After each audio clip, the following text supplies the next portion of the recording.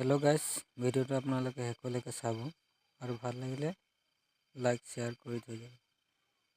এয়া ল'ৰাজনক দেখিছে এমুঠি ভাতৰ কাৰণে নিজৰ জীৱনটোকো জীৱন বুলি ভবা নাই।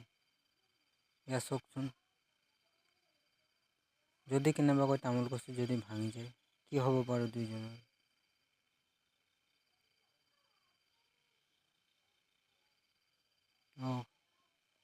মোৰতো দেখিয়ে গাইছ গাৰ নোম শিয়ৰি উঠিছে। আপোনালোকে ভিডিঅ'টো কিমান পাৰে শ্বেয়াৰ কৰক।